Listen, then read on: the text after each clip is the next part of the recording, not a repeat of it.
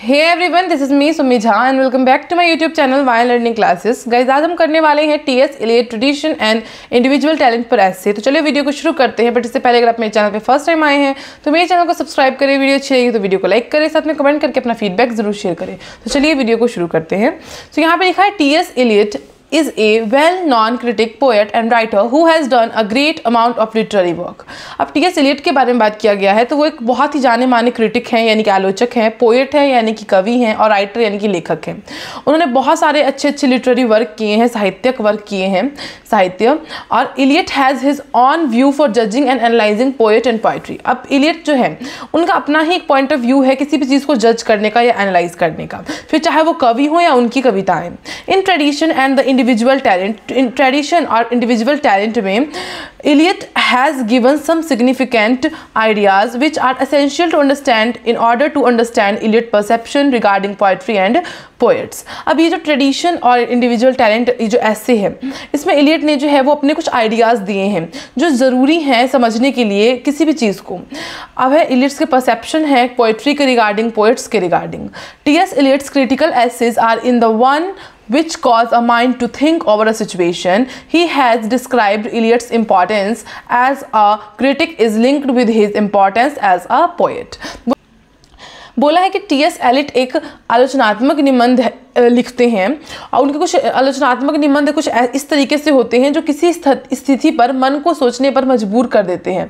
यानी कि किसी भी स्थिति पर वो अपने हमको जो है वो सोचना के लिए मतलब मजबूर कर देंगे। ऐसे सिचुएशंस क्रिएट हो जाते हैं उनके एस्से में। ऐसा उन्होंने वर्णन किया है कि जो उनका ये जो एस्से है इसमें भी कुछ इसी तरीके से उन्होंने वर्णन किया है। एक आलोचक के रूप में उनका एक अलग रोल है, एक अलग महत्व है, और एक कवि के रूप में उनका जो है वो एक अलग महत्व है। दोनों एक दूसरे के महत्व के साथ जो है वो जुड़े भी हैं कहीं ना कहीं, और कहीं ना कहीं दोनों ही वो रोल बहुत अच्छे से प्ले कर रहे हैं, इंपॉर्टेंट है उनके लिए, मतलब लिंक है एक दूसरे से। यानी इलियट का जो इंपॉर्टेंस है एज अ क्रिटिक और as a importance of poet, दोनों के ही महत्व हैं और दोनों के महत्व एक दूसरे के साथ जो है वो जुड़े हुए हैं। Some critics are of the view that Eliot was trying to make a ground for his own production, यानी कि poetry, by the help of his criticism। बोला है कुछ critics का मानना है, यानी कि कुछ आलोचककार का मानना है कि इलियट्स अपनी आलोचनाओं के सहारे अपनी कविताओं के लिए ज़मीन तैयार करने की कोशिश कर रहे थे। Tradition and the individual talent is such an essay in which Eliot talks about poetry। एक ये जो इनका जो ट्रेडिशन और जो इंडिविजुअल टैलेंट है, ये एक ऐसा ऐसे है जिसमें इलियट्स जो है अपनी पोएट्री के बारे में, ट्रेडिशन टैलेंट के बारे में जो है वो बात करते हैं। किसके? पोएट्स की बात करते हैं। यानी कि पोएट्स के की जो है वो पोएट्रीज कैसी थी, उनका टैलेंट कैसे था, उनका परंपरा कैसा था।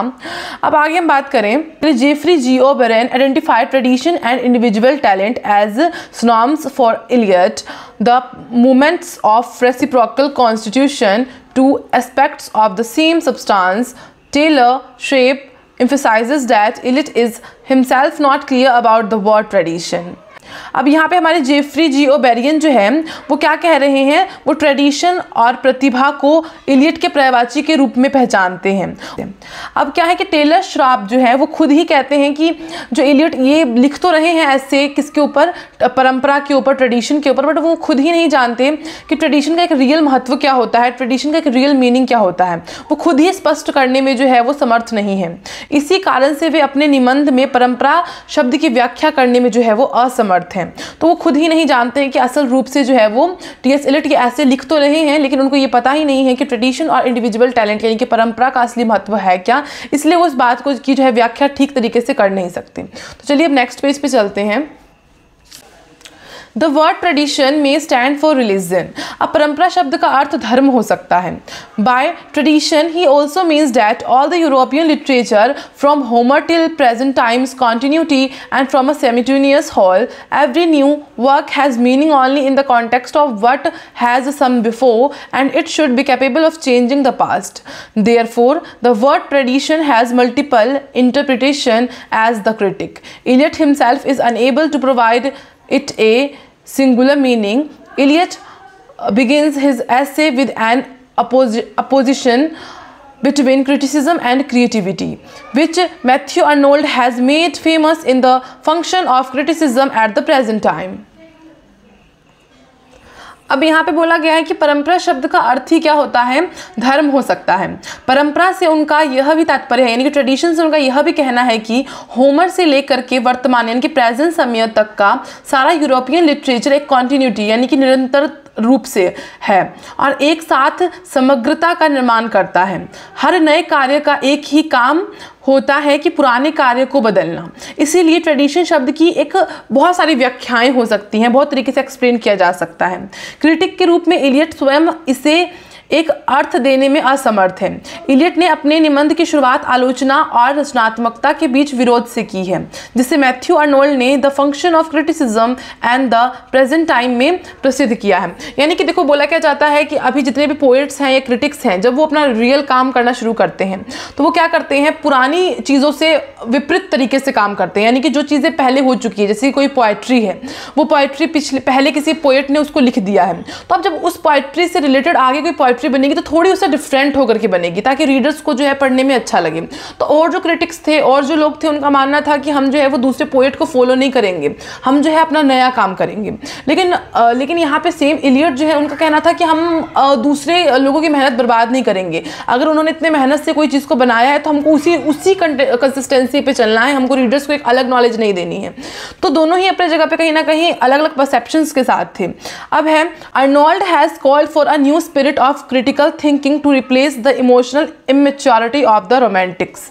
अब बोला अर्नोल्ड का कहना है कि हमको जो क्रिटिकल थिंकिंग चाहिए रिप्लेस करने के लिए इमोशनल इमेच्योरिटी, रोमांटिक्स की इमोशनल इमेच्योरिटीज़ को, भावनात्मक इमेच्योरिटी को रिप्लेस करने के लिए हमको क्रिटिकल थिंकिंग लानी पड़ेगी।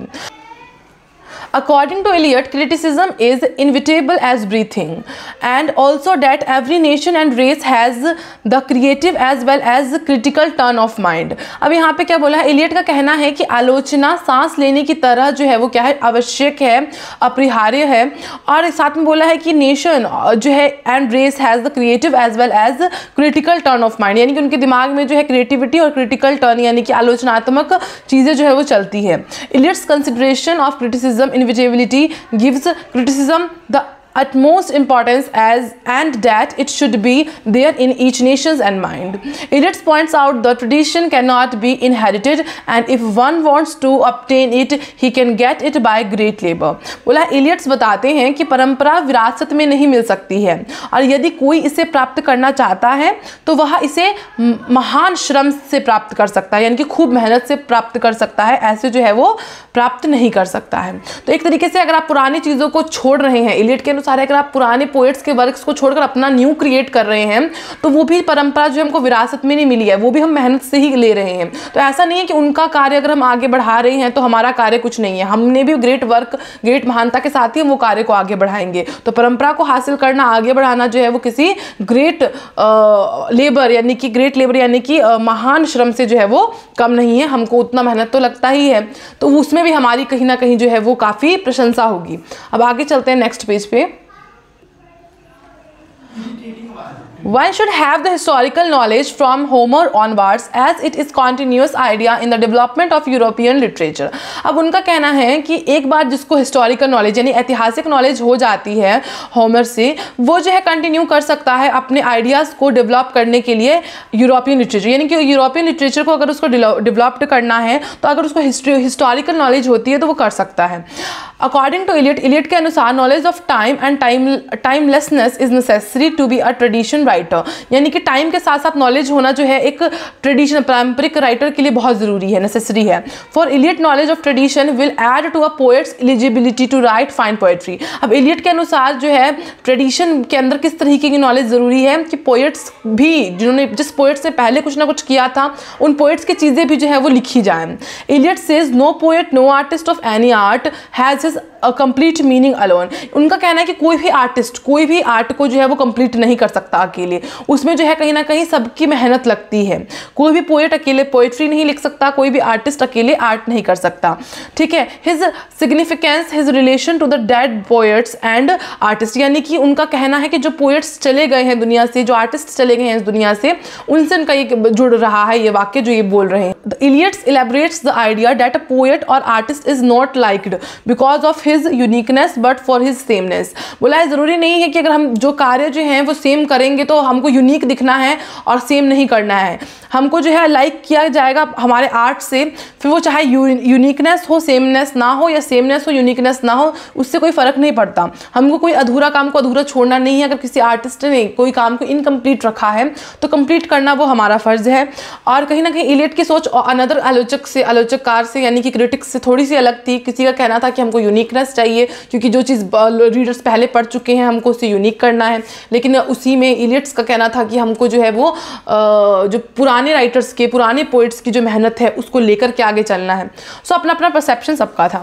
One should be compare to the classics. अब क्लासिक्स के साथ कंपेयर किया गया। He also emphasises that a poet should be consequence of the main current.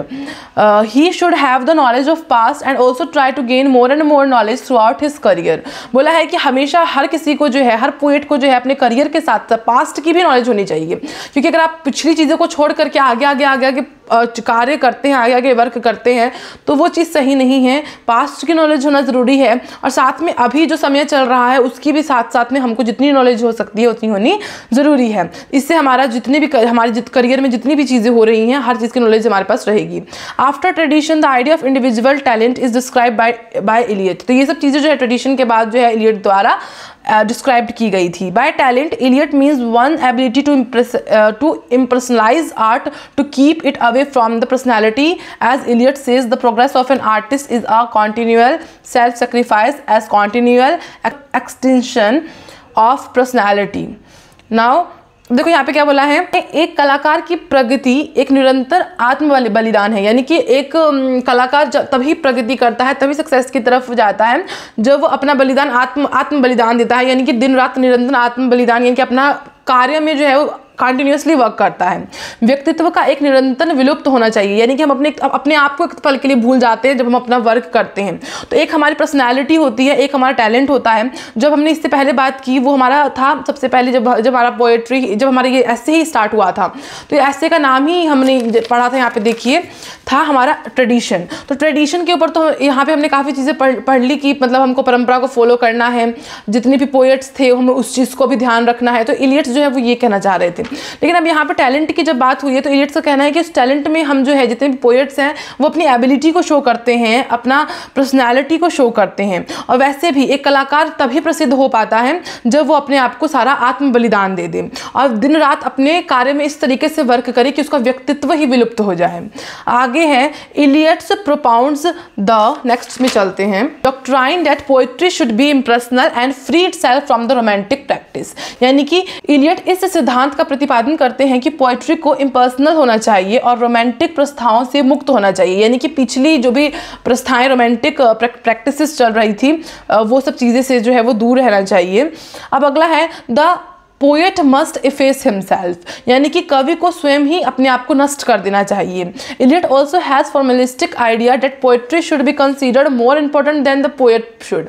बोला है कि लोग जो हैं जब पढ़ते हैं पोएट्री तो हमको नहीं लगता कि लोगों को पोएट को याद रखने की ज़रूरत है, लोगों को पोएट्री को पढ़ने में मज़ा आना चाहिए, ना कि वो पोएट्री किसने लिखी है उस चीज़ पे ध्यान होना चाहिए। तो पोएट को पोएट्री लिखते टाइम अपने आप को जो है वो नष्ट कर देना चाहिए और इतने एफर्ट्स उसमें डालने चाहिए कि जब भी रीडर उस पोएट्री को पढ़े तो उसको वो पोएट्री समझनी पड़े, ना कि उस पोएट को याद करना पड़े। ठीक है, आगे बोला गया है poet's mind is only a medium where feelings are stored to enter into a new combination as he says। तो उनका कहना है कि पोएट का जो माइंड है वो क्या है, एक मीडियम, एक माध्यम है जिसमें हम फीलिंग्स को स्टोर कर सकें और आगे जितनी भी चीज़ें हैं उसको जो है हम कंबाइन कर सकें। The poet mind is in fact a रिसेप्टिकल for a sizing and storing numberless feeling. यानी कि पोएट का माइंड एक ऐसी जगह है जहाँ पे आप नंबरलेस यानी कि अनंत फीलिंग्स जो है वो अनगिनत फीलिंग जो है आप जो है वो फ्रेजेस जो है, फीलिंग, इमेजेस, क्रिएशंस, ये सब चीज़ें जो है आप स्टोर करके रख सकते हो। He further elaborates that depersonalization of art associated it to science and gives an example of poet as catalyst which should participate in creation without affecting the creation with its personality and also remains unaffected itself। अब आगे देखो यही है कि poet के mind में जो है वो इतनी सारी क्रिएशंस होनी चाहिए। पोएट का माइंड सिर्फ और सिर्फ जो है फीलिंग्स के लिए होना चाहिए। लोगों को पोएट ना याद रहे, उनकी पोएट्री याद रहे, और अगर पोएट को याद भी किया जाए तो उनकी पोएट्री से याद किया जाए। इसीलिए पोएट्री में उनको खूब सारे एफर्ट डालने चाहिए। फिर साइंस की यहाँ पे कुछ बात की गई है, एग्जाम्पल लिया गया है। अब आगे है, a poet's personality should not intrude in the artist procedure. कवि के व्यक्तित्व को कलात्मक प्रक्रिया में हस्तक्षेप नहीं करना चाहिए। And Eliot says the more perfect the artist, the more completely separate in him will be the man who suffers and the mind which creates. The above quote depicts Eliot's definition of talent. One who is more talented will keep। बोला है, court में लिखा गया है Elliot द्वारा कि कलाकार जितना अधिक परिपूर्ण होगा उसमें पीड़ित होने वाला व्यक्ति और सृजन करने वाला मन उतना ही पूरी तरह से अलग होगा। अब आगे है, ये सब कोर्ट से जो है वो इलियट की जो है वो टैलेंट शो होता है, जो कि इस एस्से में लिखा गया है और डिफाइन किया गया है इलियट के विचार और उनके टैलेंट को। Now next page. His personality and art as two separate object. उनकी पर्सनैलिटी और उनका टैलेंट दोनों एक अलग ही ऑब्जेक्ट है। अकॉर्डिंग टू इलियट के अनुसार poet is not a personality but a more active sensibility. Poet एक पर्सनैलिटी नहीं है, एक एक्टिव सेंसिबिलिटी है। He must be personal, mind and personality should work separately. Eliot expresses the poet has not a personality to express but a particular medium। यानी कि Elliot कहते हैं कवि के पास व्यक्त करने के लिए कोई व्यक्तित्व नहीं है बल्कि एक विशेष माध्यम है। यानी कि उसका खुद का कोई वजूद हो या ना हो, एक विशेष माध्यम है पोएट्री जिससे वो अपने आप को व्यक्तित्व कर सकता है। नाउ नेक्स्ट है, a poet's medium in his mind which passes tradition. यानी कि एक कवि का माध्यम उसका मन होता है जो परंपरा से गुजरता है। Personality must not take any part in creation. According to Eliot art is formed by the combination of emotion and feeling, however feeling are necessary for the creation. वही बोला गया है अब कि अकॉर्डिंग टू इलियट, यानी कि Elliot के अनुसार जो है वो कम्बिनेशन होना चाहिए इमोशन का और फीलिंग का। ठीक है, इन दोनों का उसके अंदर जो है पोएट के अंदर जो है वो क्या होना चाहिए, मिश्रण होना चाहिए, तब जाकर के जो है एक आर्ट बनता है। तो और साथ में हायर फीलिंग्स जो है बहुत नेसेसरी है किसी भी चीज़ को क्रिएट करने के लिए। Eliot gives examples of Shakespeare, Othello, Homer, Ulysses and Keats ode to a nightingale. Eliot explained that in all the given example it is the artistic process which is great not emotional। वही बोला गया है, ये ऊपर इतने सारे example Eliot ने दिए हैं, उसमें यही बोला है कि ये काफ़ी ही ज़्यादा मतलब एक आर्टिस्टिक प्रोसेस है जो इन्होंने आर्ट से कंप्लीट किया है, जिसमें इमोशंस भी थे, फीलिंग्स भी थी, तब जाकर के ये बना। एंड विच इज़ ग्रेट, ये बहुत महान है, नॉट इमोशनल, ना कि भावना से घिर गए हैं। These works according to Eliot's are able to create emotions in the reader. और ये वर्क ने भी इमोशन क्रिएट किया है, ये इमोशंस ना होकर के भी पढ़ने के बाद जो है रीडर्स के मन में इमोशंस को क्रिएट कर रहा है। सो एक वर्क को कंप्लीट करने के लिए हर एक क्रिटिक के अंदर, पोएट के अंदर, राइटर के अंदर जो है वो इमोशंस का और फीलिंग्स का होना बहुत ज़रूरी है।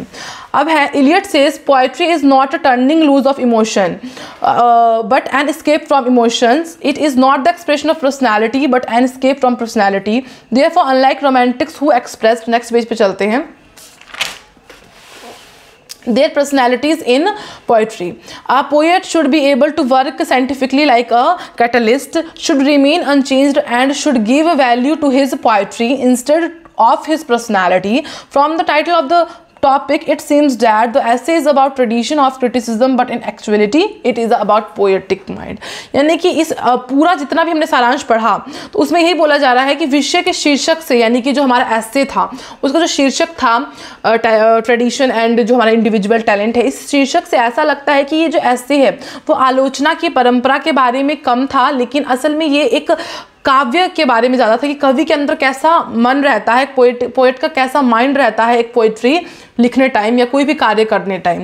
तो इसमें पोएट्री में जब भी आप कार्य करते हैं तो हमेशा आपके जो हमारा पोएट है वो हमेशा भावना के साथ, फीलिंग्स के साथ वर्क करता है और पर्सनैलिटी शो करता है। और एक पोएट्री की सबसे बड़ी बात है कि टी.एस. एलियट का कहना था कि एक पोएट्री में पोएट का फुल एफर्ट होना चाहिए, फुल भावना के साथ, फुल इमोशंस के साथ, फीलिंग के साथ उसको वर्क करना चाहिए कि जब रीडर उसको पढ़े तो वो भी इमोशंस में आए और उसको भी जो है वो पोएट्री के थ्रू ही वो पोएट को याद करें, ना कि पोएट्री पढ़ने से पहले वो पोएट को देखें, यानी कि पोएट का नाम पढ़े। तो इसी के साथ ये जो वीडियो है वो कंप्लीट होती है। Hope you like this video. If you like this video then like share subscribe my channel and also if you want the PDF of this notes then आपको जो है वो टेलीग्राम पे जाकर के इसका PDF मिल जाएगा। आपको उसका लिंक भी डिस्क्रिप्शन बॉक्स में मिल जाएगा, तो लिंक को क्लिक करके सीधा अपने टेलीग्राम पे जा सकते हैं।